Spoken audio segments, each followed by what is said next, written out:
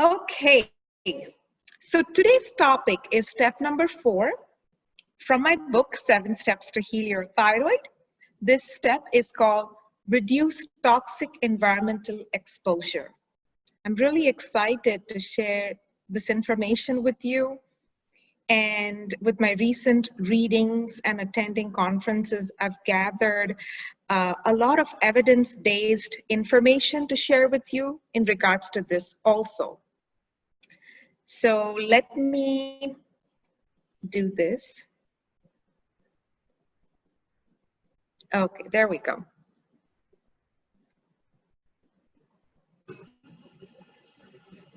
So scientists estimate that an average adult carries within her or his body at least 700 toxins, and that a newborn's body can contain over 200 toxins.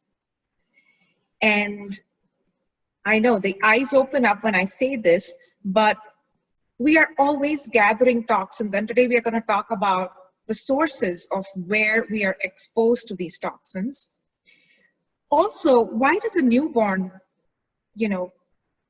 basically why is a new baby born with all these toxins? Because these can be passed in the uterus from the mom to the child. So what causes toxic burden? I want you to understand there are 3 main things. One thing is a person's genetic predisposition to detoxify, meaning the detoxification pathways in their body, if they are not working well, or they have like SNPs or genetic, changes basically, that will affect how they can clear these toxins from their body. Secondly, we are constantly exposed to the toxins, either from external sources, which we are going to talk about, or even internally from our microbiome. Some of the microorganisms can produce certain endotoxins, which are not good for us. And third, a lack of important nutrients that help this detoxification process. This is very, very important, and you'll understand why as we go forward. So why to detox? Sometimes patients have all these symptoms. It could be just something as simple as lack of energy, but most of the people I see could always have better energy. Is it possible that you have toxins? Yes, it is quite possible, in the world that we live in right now. So I always say pay attention to this. Sometimes people have unexplained weight gain. That could be another reason to look into this, to find out if you have accumulated toxins in your body.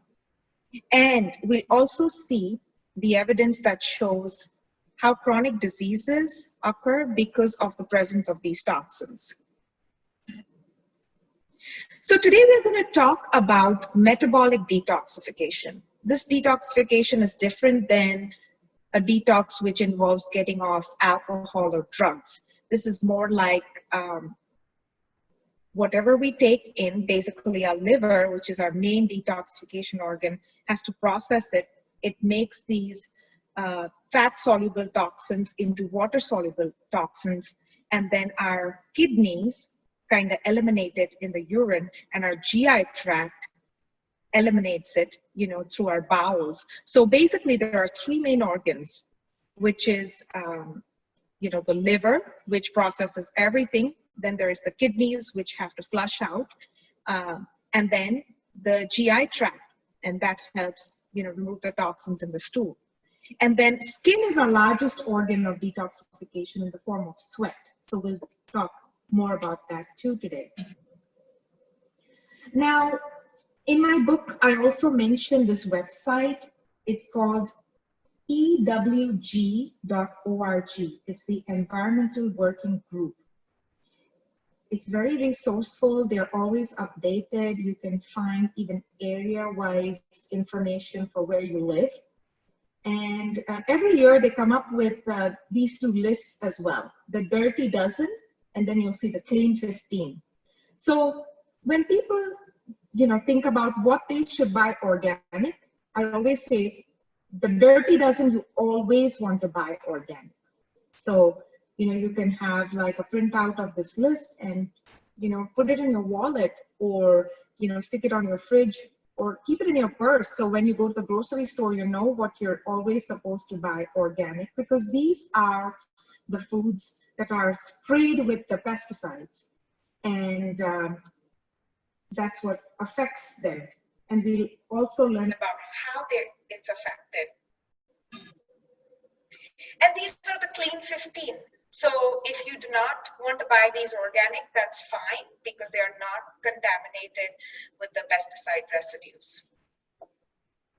So beyond these two lists, actually, this site will give you a lot of information. So it even like your household cleaning products, the products that you apply on your skin, like lotions, your fragrances, or anything like that. Your makeup, you can go and search and see how clean it is.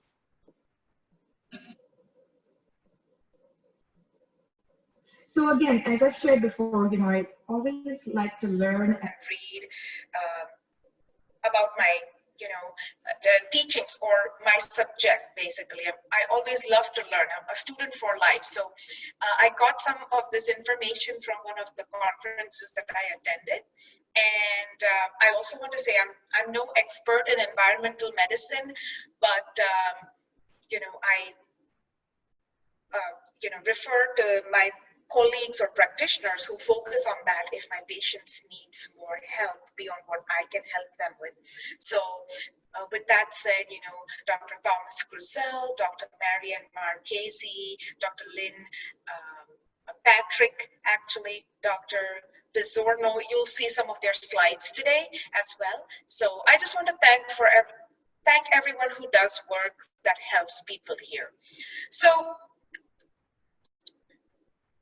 how are we exposed to this? So there are dermal, we can be exposed to it through like lotions or what we, the shampoos that we use and things like that. Also what we eat or put into our body, if that has been heavily sprayed with pesticides, we are constantly being exposed to it.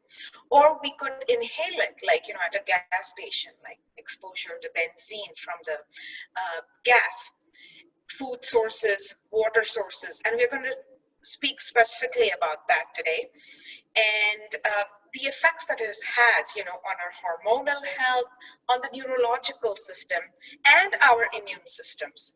So I was hearing about a case of a patient, who had these symptoms that looked like Parkinson's, they eliminated everything, but actually her neurological symptoms were based on the toxicity from mercury. Like she had these amalgams in her teeth for years, and that was causing her to have these symptoms. So sometimes getting to the root cause and removing that is helpful. And that's what my book is about, getting to the root cause of the problem. And one of that is this environmental toxins that we are exposed to, and that's why we are addressing it today. So with that said, I'm always interested in thyroid because I treat that all day long. This study shows that women with mercury levels of more than 1.81 had a positive association with thyroglobulin antibodies. So if you remember the step 1 when we talked about understanding your thyroid, we talked about all the tests that are important to find out the thyroid function, and one of them was the thyroglobulin antibodies. So it makes me think that women who test positive with this antibody could probably have mercury toxicity, and it would be a good idea to find that out. Also, arsenic, lead, and cadmium alter the thyroid function. So in my book, I mentioned, what do these heavy metals do? These heavy metals that we have been exposed to growing up, they kind of sit in our bones, they sit and latch onto our organs. Now, if it affects your thyroid gland particularly, it will affect the thyroid hormone production. The thyroid, as I had mentioned, has to convert to the free T3, which is the active thyroid form. That is affected if one has heavy metal toxicity. And that's why patients who have hypothyroidism, it would be a good idea to find out their toxic burden. Going further from heavy metals, there is BPA, phthalates, perchlorate, PCBs, etc., that are also thyroid disrupting chemicals. And these are some studies that mention about it. Glyphosate, one of the very popularly known pesticide that has been used, has a direct association in animal and human studies to thyroid disruption and thyroid cancer, even secondhand exposure. So doesn't only mean the people who are on the fields or farming or spraying these pesticides, they get affected, but these glyphosates, these particles can be in the air, and people who are living in that area can get a secondhand exposure to these.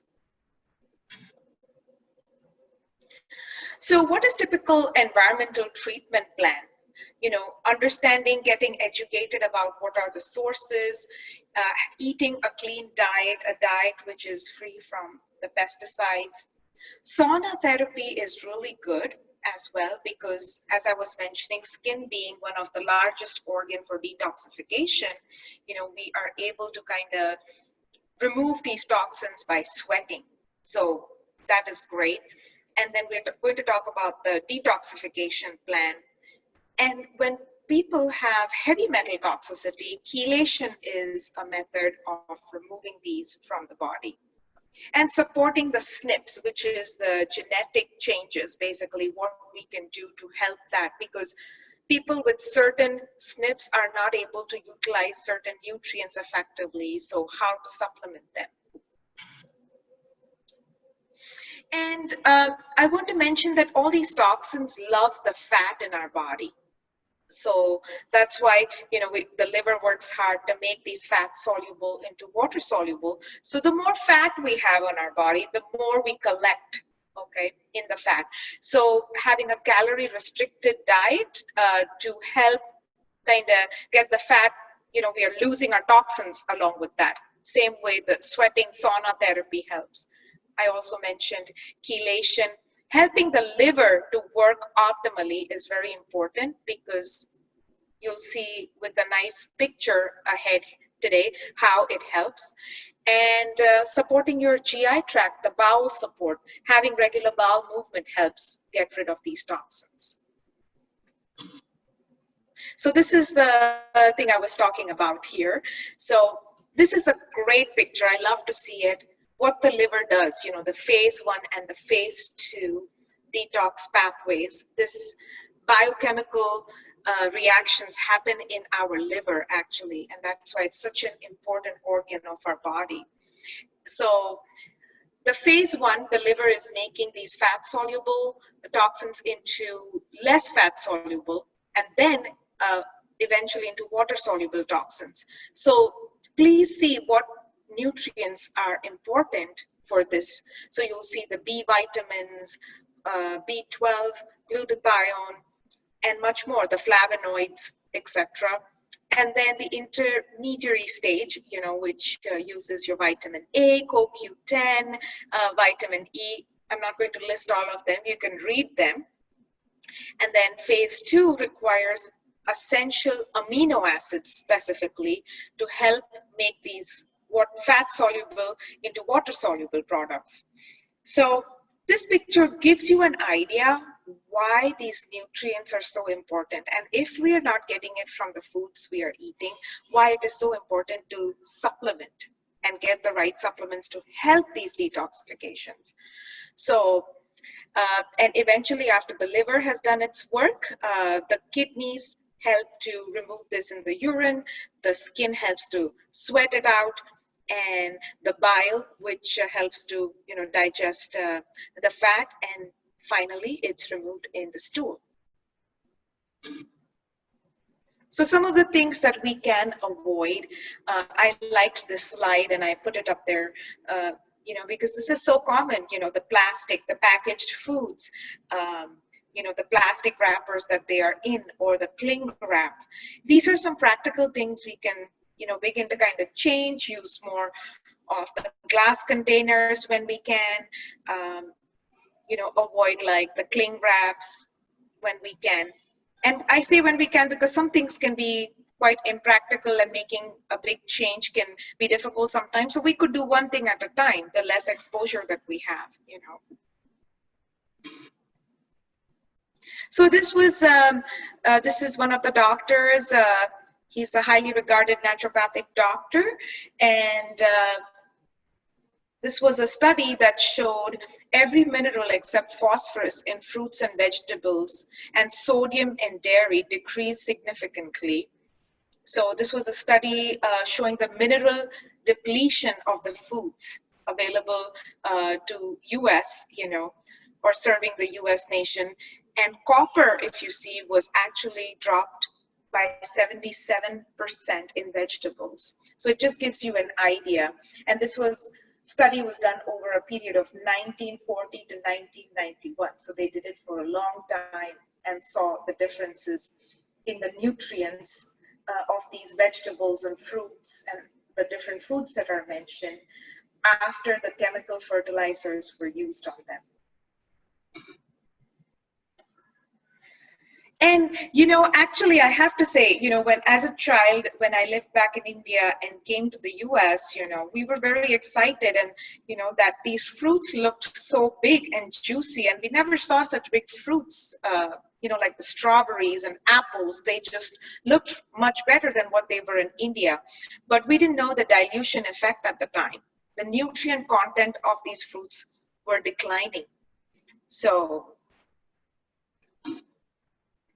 and here we see all the different nutrients and how they have actually reduced over the time. And then I want to talk more about the common heavy metals.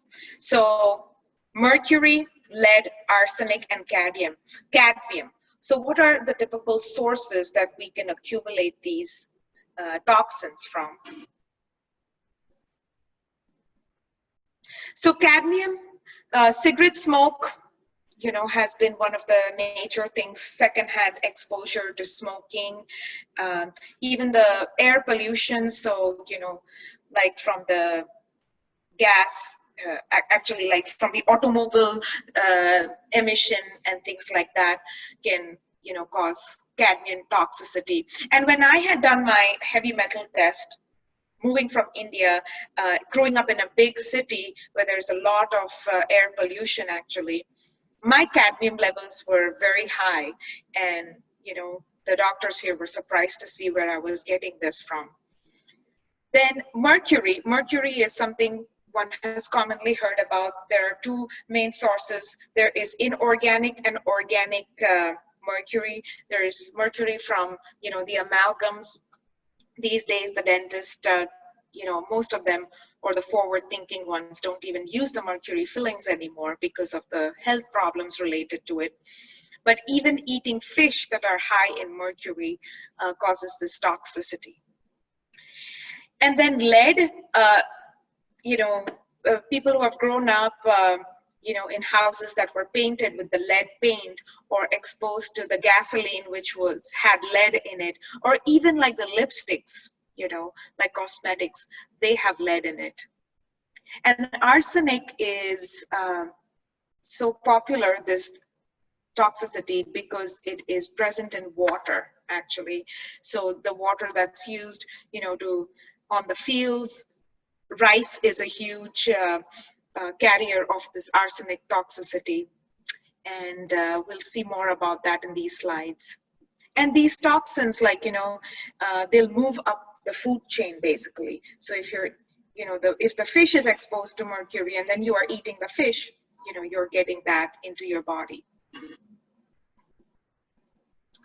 So this slide actually shows that having lead toxicity, you know, it increases the mortality rate from cardiovascular disease. So somebody who has lead toxicity, their chances of death from cardiovascular disease is much more.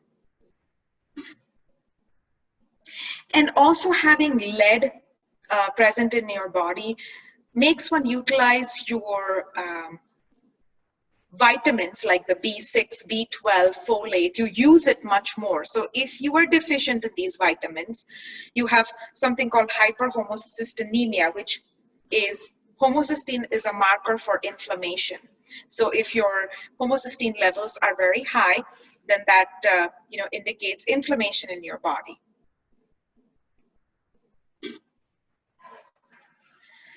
Now, this one shows the presence of arsenic and its relation to the cancers, specifically the cancers of the lung, prostate, pancreas, and the liver are, dependent on the arsenic levels. And then there were some other cancers that did not show that correlation. And then this one shows the arsenic contamination of the US water supplies, actually. And it also tells that only 50% of the US public water supplies have reported their arsenic levels. So we don't even know the rest of the 50%. And this just shows state-wise, where it is present, in higher amounts compared to some other states. So the toxins in soil decrease the minerals and vitamins in food. So if there is arsenic present, what does it do? It declines, manganese, iron, magnesium, potassium, phosphorus. Similarly, we see for cadmium, 62% less vitamin A and 75% less vitamin C. So these are significant numbers of what these toxins have done, to our foods, basically. So we usually call them as, refer to them as endocrine disruptors if they are affecting our hormones and such. So this one shows, how the vitamin D levels are decreased because of the presence of these pesticides and BPA and phthalates and other compounds and heavy metals. So what has happened actually, basically with the growth of our food industry, we know that pesticides were used to make it easier for the farmers, and that led to these GMOs and these chemicals that got into our food chain, which really declined all these nutrient levels. And, we were trying to do that to control these weeds, but it basically took a real bad toll on the health of the people. So this study actually showed, how the ancient wheat, had like zinc that was almost 65% higher than what we find in the current wheat products. And that it is, the ancient wheat was like almost 50% lower in inflammation. So TNF-alpha is an inflammatory marker as well.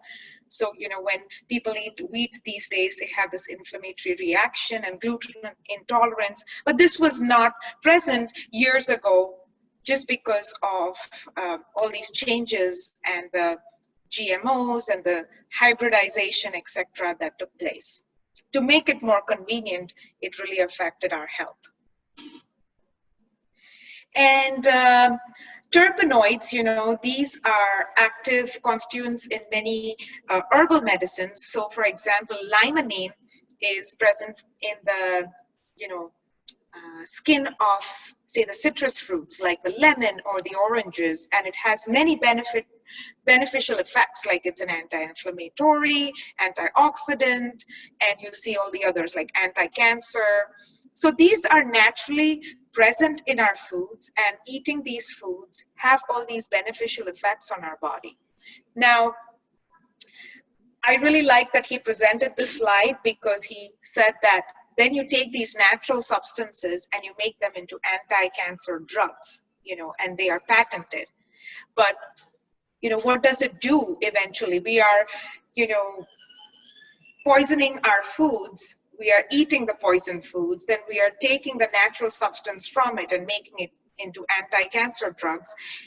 And these poisons are the cause of all these cancers. So you see how this vicious cycle is basically. So unified theory of disease, you know, when we think about these toxicants in a way, you know, having a chronic low level exposure, you know, over time from the air, water, food, cosmetics. And then we have a chronic deficiency in all these vitamins and minerals because that's not naturally available anymore in the foods.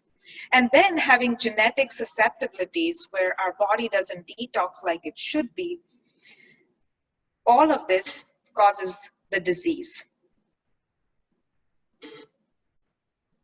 So here he was just, you know, saying, wonder why the chronic disease is an epidemic.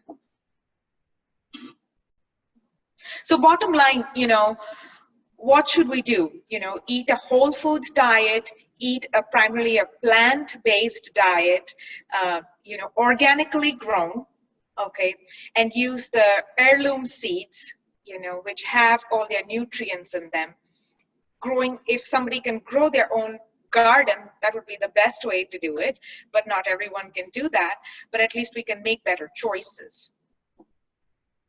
And very important, so nutritional supplements are not a substitute for a whole foods diet. So some people think they can eat whatever they want and they can use their supplements, but no, we have to have all our foundations in place, basically, with the diet and exercise and meditation, and something that we do every day as a discipline.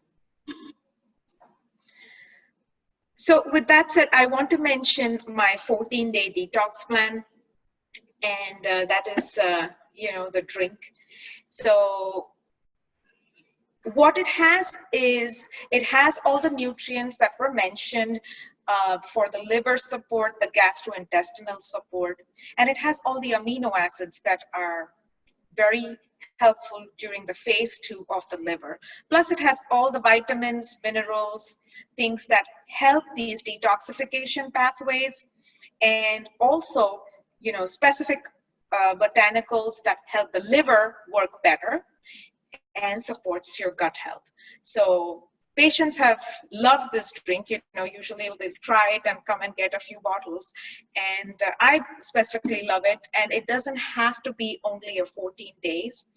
I do it kind of long term, where I'm doing a scoop a day in my smoothie.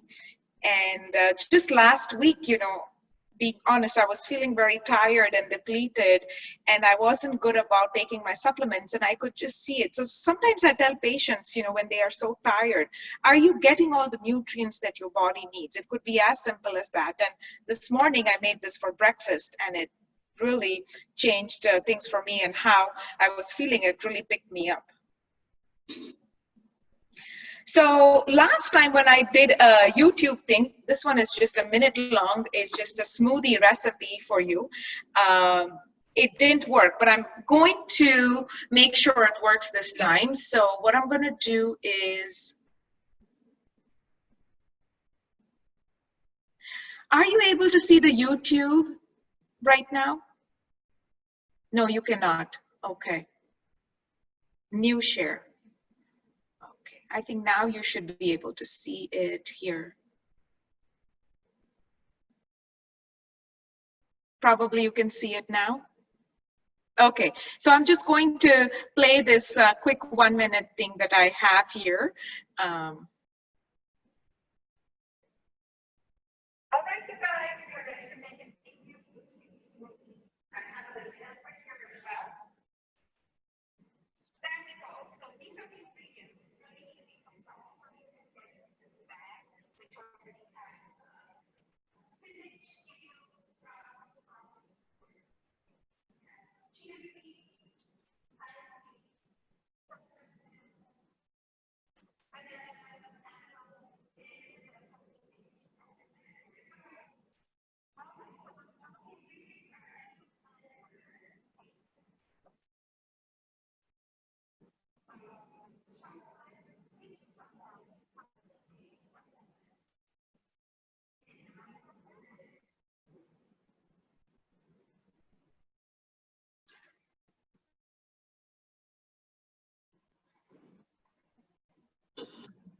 okay, so let me close that.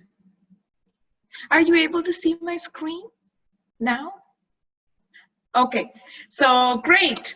That was just like an example, basically, of how you can be creative with this. This can be done easily, as easy as taking a scoop and putting it into a shaker, just adding like 8 to 12 ounces of water, depending on the consistency that you like.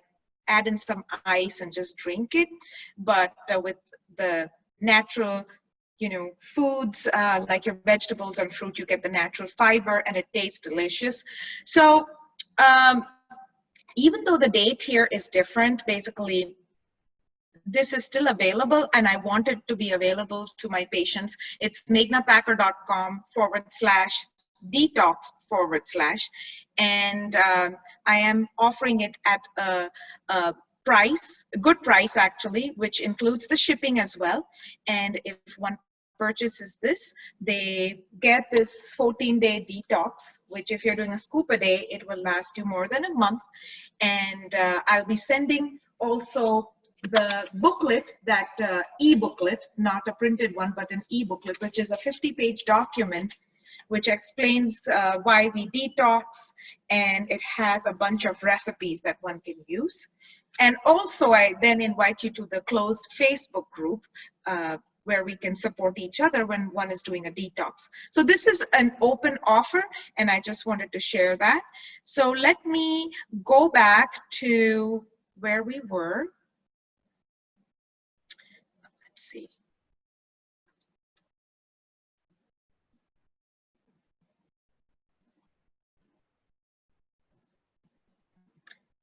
Okay.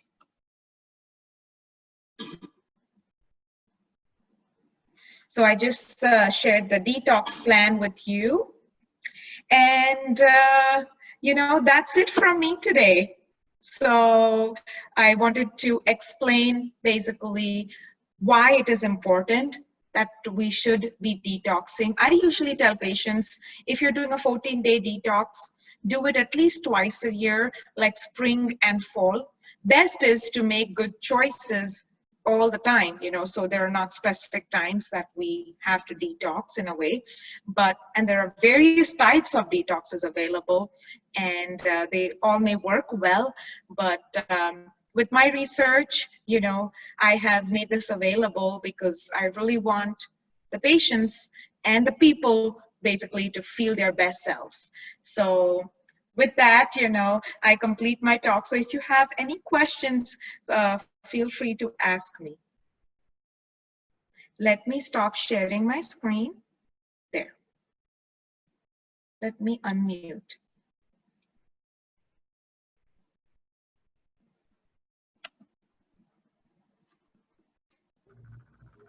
There you go. Oh, there we There go. we go.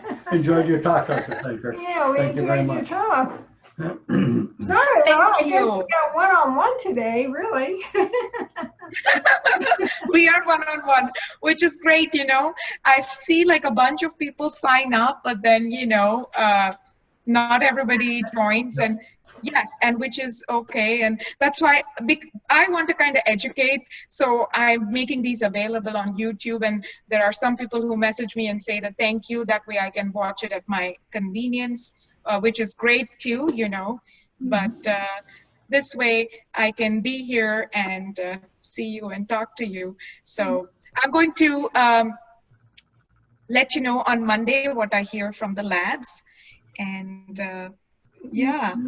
Okay, thank you for doing that. Yeah, thank you. I think that would probably be something that would be worthwhile probably for both of us, Yep. but especially for me.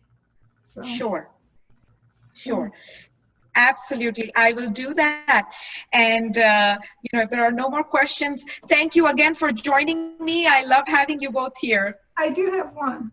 Yes, please. Okay. I have a seizure disorder. So if I would go through this detox program, I mean, how does it make it rough, so to speak? And No, that's a great question. There shouldn't be any adverse reaction with that.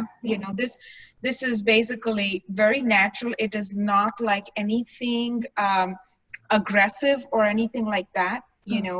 Even diet-wise, basically you're following a clean diet. you know, when you're doing this detox and actually getting your nutrients. So one feels more energy when they are doing this as well, you know. So no one feels hungry. I never say that you have to starve yourself to feel hungry or anything like that either.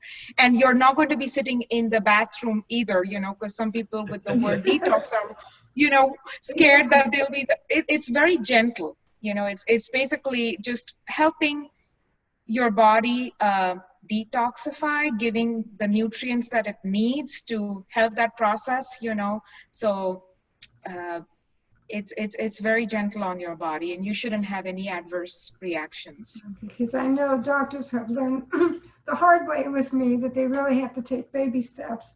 And if I do something that's really aggressive, it's going to set off the seizures and everything else. So. Yeah, no, we absolutely don't want that. And, you know, I tell my patients who are concerned, always start slow, you know, like if you want to try, just start with half a scoop, you know, so, and see how your body tolerates it. And once it does and you feel better, then you can, you know, do more of it. So, yeah. Is your book available online, I take it? Yes. Okay. Yeah. My book is available on Amazon, actually. So it's available both in like a paper copy and also the Kindle version, because some people like to read electronically. So, yes. Okay. Yeah. Okay. Well, Okay. Thank you, Doctor. Thank you so Good to much. see you again. Yeah. Great seeing you guys. So Yes. you enjoyed your time in Williams, I take it. Maybe that's why you had lack of energy coming back to the real world.